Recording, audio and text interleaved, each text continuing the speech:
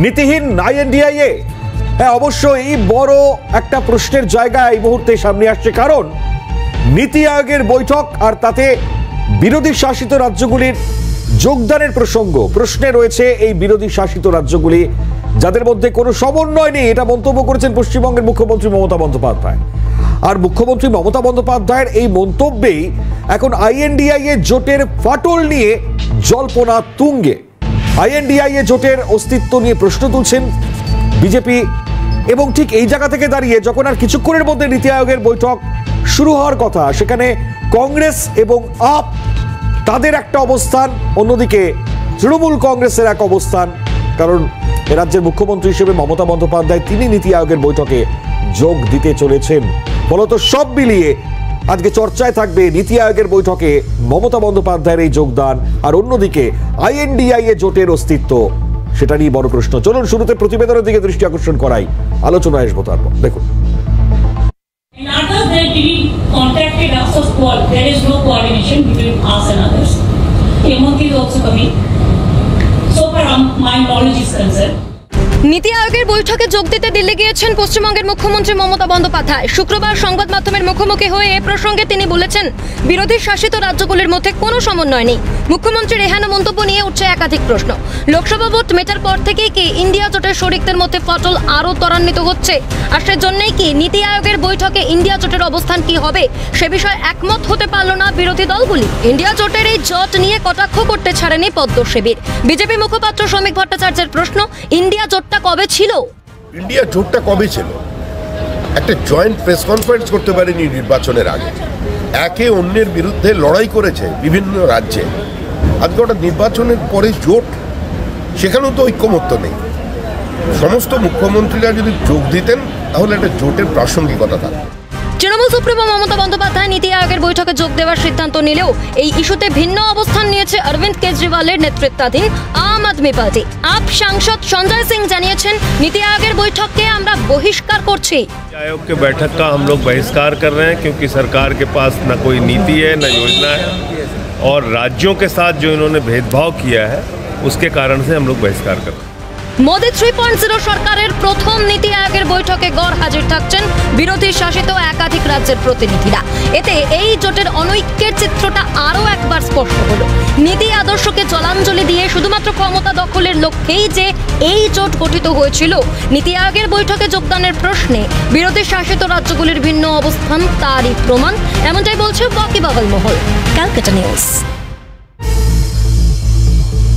নীতি আয়োগের বৈঠকে এই অবস্থান নিয়ে এই মুহূর্তে জোর চর্চা চলছে, আমরাও চর্চা করবার কিছুক্ষণের মধ্যেই। তবে শুরুতেই দিল্লিতে নীতি আয়োগের বৈঠক যা কিছুক্ষণের মধ্যে শুরু হতে চলেছে, গোটা আপডেটকে একটু জানবার চেষ্টা করব।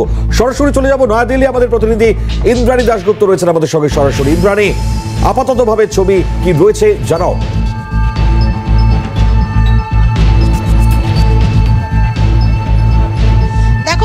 এই মুহূর্তে আমি রয়েছি রাষ্ট্রপতি ভবনের ঠিক সামনে, রাষ্ট্রপতি ভবনের 17 নম্বর গেট, এবং এই গেটের ভিতরেই কিন্তু যে কালচারাল অডিটোরিয়াম আছে সেখানে শুরু হয়ে ঠিক সকাল 10টায় শুরু হবে নীতি আয়োগের বৈঠক।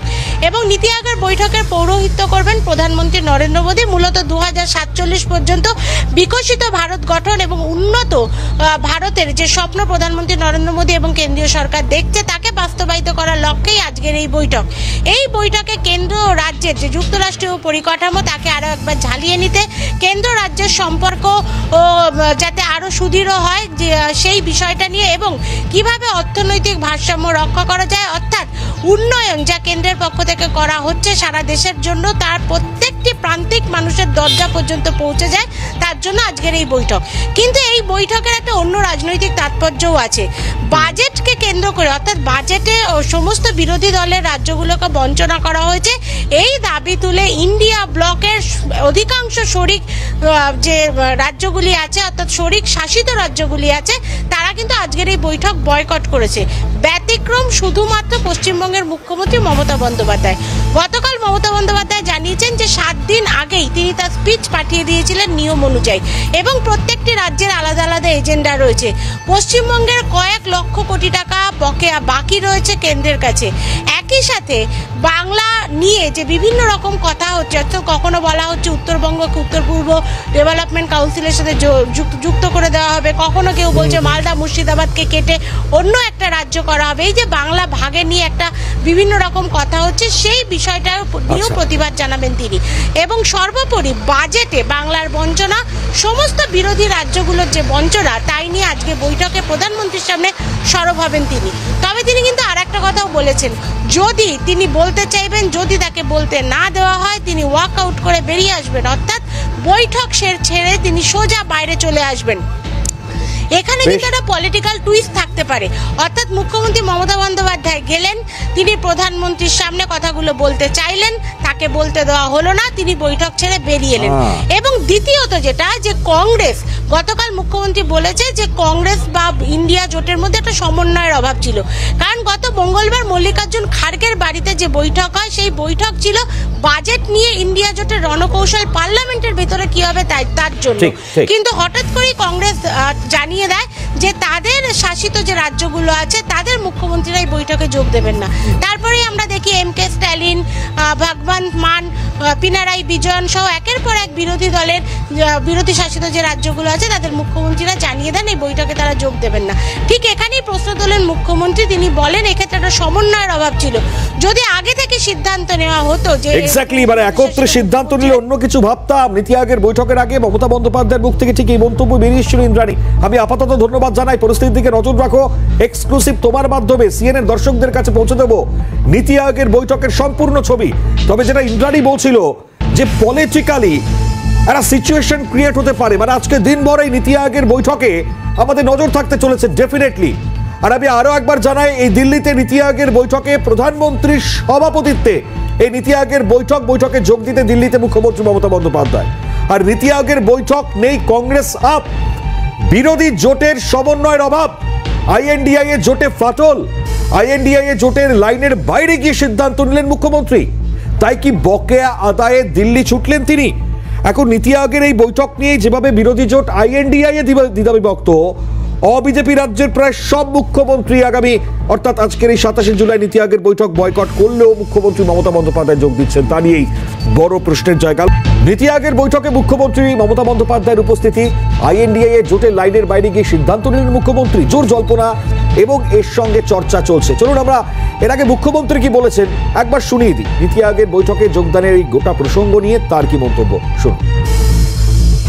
আমি আগে যেহেতু সিদ্ধান্তটা নিয়েছিলাম যে যাব বলে জানিয়েছিলাম, কিন্তু এদের যে আচরণ, তারপরে আমাদের স্পিচ পাঠাতে বলেছিল 7 দিন আগে রিটেন স্পিচ, তারপরে বাজেট হয়েছে, বাজেটেও যেভাবে বাংলা সহ অপোজিশন স্টেটগুলোকে টোটাল বঞ্চনা করা হয়েছে, বিমাতৃসুলভ আচরণ করা হয়েছে, তার জন্য আমরা এই ডিসক্রিমিনেশনটা, এই পলিটিক্যাল বায়াসনেসটা মেনে নিতে পারছি না। তারপর থেকেও যে attitude from minister two BJP party, আমি মনে করি এই সিচুয়েশনে টু রেকর্ড আওয়ার ভয়েস, আমি জাস্ট যাচ্ছি, কিছুক্ষণ থাকবো, ভয়েস রেকর্ড করতে দিলে রেকর্ড করব, না হলে প্রতিবাদ করব, করে বেরিয়ে আসবো।